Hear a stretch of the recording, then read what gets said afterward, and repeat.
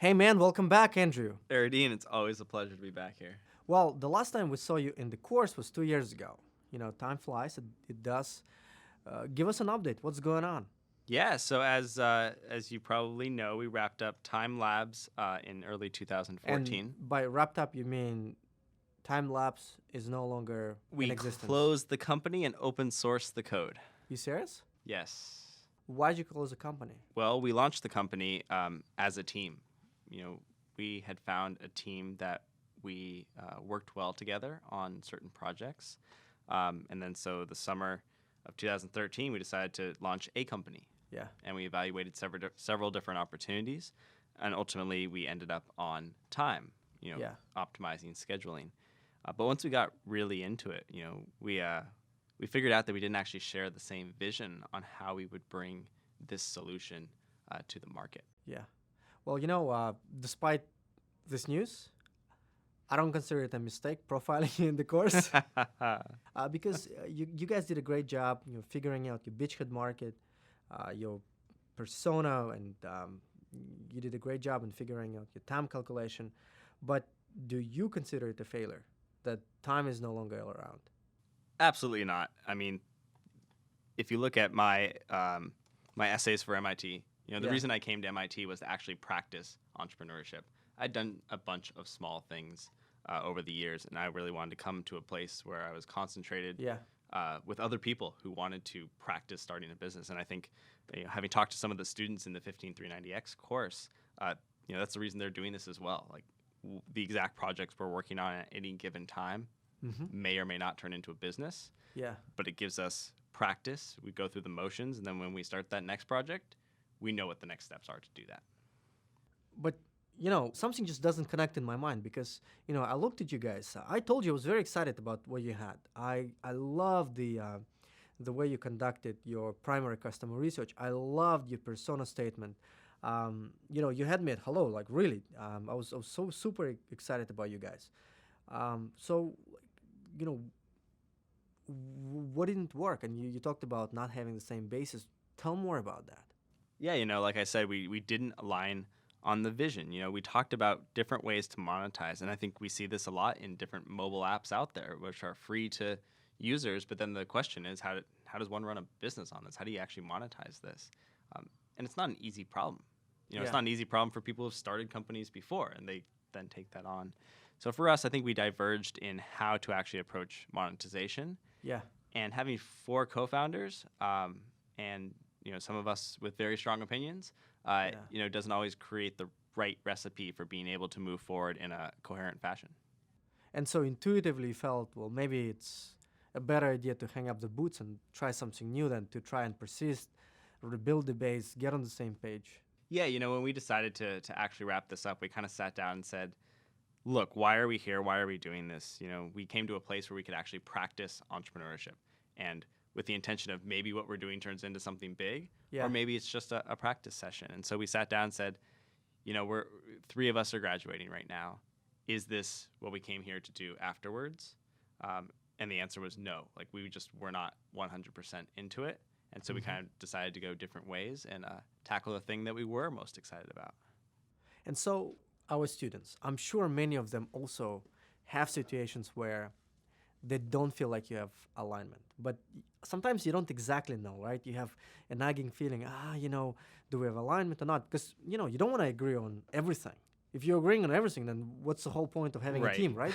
So how do you tell the difference between a reasonable disagreement, which is healthy, and feeling like, I don't know, we don't have a base, we don't have the same values, same alignment, right? How do you tell that apart? That's a good question. I don't necessarily have a good answer for that.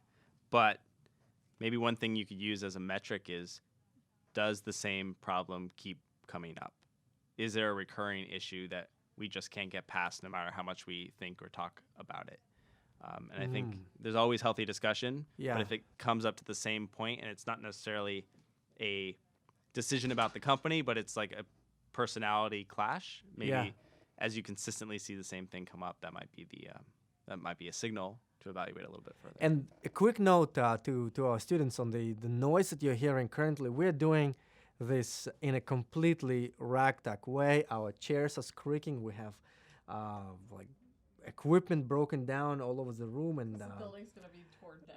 yes, the building we're in is like officially coming down in 2 weeks. So you're gonna hear noises for some time, but I guess that's the beauty of it. We're doing it in an entrepreneurial way, and I think it's sort of still no love lost between Andrew and I and the producer Becky Ellis. So let me just summarize it for our students because I think it's important. Like, yes, not all disagreements are bad. A lot of them are super healthy. They actually push progress. But if there is a problem that keeps coming up and you're just unable to resolve it, that's to you. You're saying this is a sign that there might be something that's off. Yes. Yeah. Well, thank you, thank you for this comprehensive answer to what I consider in my most self-infatuated way a profound question. Yeah. But anyways, moving. And look, you asked the question before around, when do you persist through these things? And I think once you have some sort of signal that there may be a problem, like explore that a little bit further. Actually go back and look, is there some kind of trigger that keeps causing this problem? And is that something that can be changed? And if you can find that there are things that can be easily changed or are worth changing to preserve what you're building, then go for it. But if you figure out that maybe folks just aren't aligned inherently, that might be a reason to move on. So you guys close down Thyme, and I know you talk about practicing entrepreneurship. I understand all of that, but I also know how much you cared about it. Yes, you're saying now I was practicing entrepreneurship, but you were in it.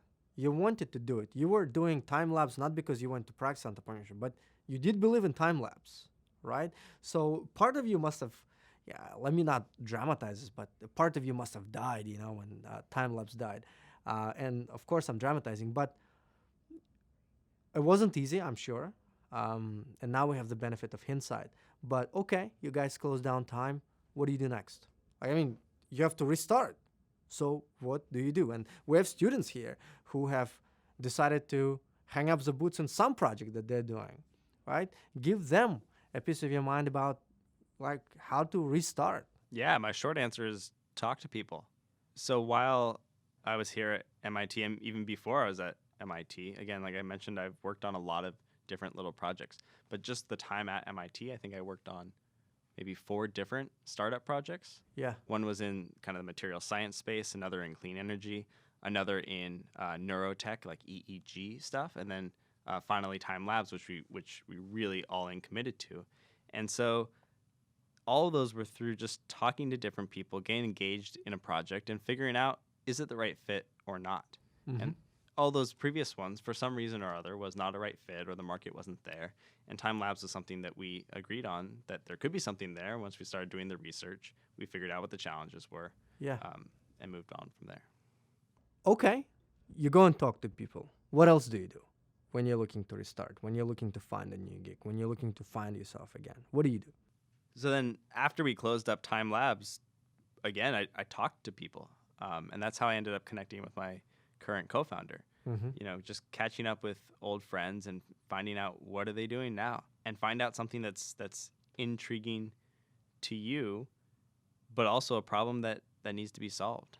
I mean, everywhere you look, there's tons of problems. And so just think creatively, and the more you talk to people and combine different schools of thought, different approaches to things, and just keep your eyes open, you'll find something that really means something to you and the people who either have the skills to solve it or the passion to make it happen. Okay, and what did you find? I found twoXAR. More specifically, I found a guy with the same name as me. Andrew Radin. Yes, my name fellow, Andrew Radin. We actually met 8 years ago. I tried to buy andrewradin.com. There's an IEEE Spectrum article that goes into the details of it. But we met 8 years ago because we had the same name, kind of a weird thing. But over the years, we found out we actually overlapped on real things, our interest in science, technology, and ultimately entrepreneurship. And so he was doing some computational biology work at Stanford. I just finished up here doing the MBA at MIT. and we decided to launch a company based on his technology. Why did you find that promising? And not just technology, but what is it about the other Andrew Radin? I haven't met him. I'd like to. That you said, all right, I think we have a base here. I think we have something to build on. Yeah, so Andrew and I are both fairly methodical, and we kind of talked through the opportunity of us working together. But ultimately what we did is we sat down together. He flew out here to Boston while I was still here. We sat down for, I think, 3 days straight and mapped out what a business would actually look like. We asked each other a lot of really personal questions to understand what are each other's timelines around starting a business. Do we have complementary skills? And what type of business do we actually want to build? And so we looked at a whole spectrum of things to figure out, do we align enough to have a similar vision? Mm-hmm. Okay. And what about the technology itself? What do you find promising? So even rewinding a bit and comparing to Thyme Labs, if you look at a lot of the projects I've worked on, a lot of it is really about using technology to make things more efficient. You could say that in Thyme Labs for sure, right? That was the goal. Yeah. And we solved it from a technology standpoint, but turned out that customers and users is a hard problem. Okay. How to use technology to make things efficient with twoXAR? Yeah. So we are a software-driven biopharmaceutical company. All right. Let's break it down. Software-driven or computation-driven. What does that mean? This concept we try to share with folks of software-driven versus using software. And so one example we like to share is if you look at self-driving cars, that's something that's coming out of Google, out of a software company. Yeah. It's not coming out of Ford or GM. If you ask a traditional automotive engineer to make a car safer, they'll add seatbelts and anti-lock brakes, things like that. If you ask a software engineer, how can you make a car safer? You remove the driver. And so that's what we're talking about when we're talking about software-led. Lots of pharmaceutical companies, A, use computers, and B, have a bioinformatics department, but they act as a service department for the rest of the company. So if a lead researcher wants help, they'll ask the bioinformatics department. What we're talking about here and what we do at twoXAR is use software to actually lead the direction of our drug discovery. And so why do you believe that will lead to different and better outcomes for the process of drug discovery? At the bare minimum, it will lead to different outcomes within the drug discovery process. Today, there's a kind of core process that companies go through to discover drugs. Let's look at it this way. When you're doing drug discovery, every step of the process is expensive. And ultimately what you want to do How is expensive? Research papers show that it's about $1.5 billion to bring a single compound from discovery stage all the way through to market to patients. Wow. Yeah, and so each stage of this process is expensive, and we also have a big safety component. And so at each stage, there's a predictive model. Ultimately, you want to know, does this new drug treat patients who have this disease? But since one doesn't put a drug directly into patients, you need to test it first. You have all these predictive models. So one predictive model is an animal model of this disease that one uses to see, does this drug actually help cure the disease in an animal model? And before that, you do cell-based assays. So you're using a petri dish and putting the compound onto that drug. Each one is a predictive model. None of those will exactly say this will work in a person. There's a certain percentage around how likely it is to work or not. That's why companies start with tens of thousands of compounds just to get to one that actually goes into patients. So basically, you're going to companies, and I'm assuming pharmaceutical companies are your customers, and you're saying, well, you guys evaluate thousands of compounds, and you spend a lot of time, and you spend a lot of money doing that. We can accelerate this process for you guys. Is this a pitch? That's one aspect of the pitch, yes. Okay. So going back to vision here, for us, we want to be able to change the way drug discovery is done and augment that. And so based on our research and looking at the data in the industry, it actually makes most sense for us to become our own pharmaceutical company where we build up and discover our own pipeline of drugs and then move those products forward to a certain stage and then partner with a later stage pharmaceutical company who can run the clinical trials most efficiently. We have talked to some companies about service models, but those service models don't necessarily help us achieve the goal we're looking at of getting treatments to patients. So you founded the company 2 years ago. It was just two Andrew Radins. Yeah. Tell us about the evolution of the company since that time. Yeah, so June 24th, tomorrow is our 2-year anniversary. We started with 2 Andrew Radins in a shed in his backyard. But over the last 2 years, we've grown to a team. I think we have 12 on our team now. Yeah. We've raised a few million in venture financing. We have demonstrated that the technology, which is, again, a computational model, works not only in the computer, but it actually translates to the physical world, which was a huge milestone we recently achieved. We're now in the process of demonstrating that there is a repeatable business model behind bringing this technology to the world. Well, a lot of our students are interested in starting a company that can be venture-backed, that's global, scalable. Tell us, who did you raise venture funding from? How much? What was the process like? Let's dig into this a little bit. So ultimately, we raised funding from Andreessen Horowitz, Stanford StartX Fund, and CLI Ventures. But I can't pretend that was an easy process. Okay. Right. We started fundraising from the beginning of the company, and we closed our seed venture round about 1.5 years later. Well, you have 3 investors. Among them, obviously, Andreessen Horowitz has a big name. What is it like to work with him?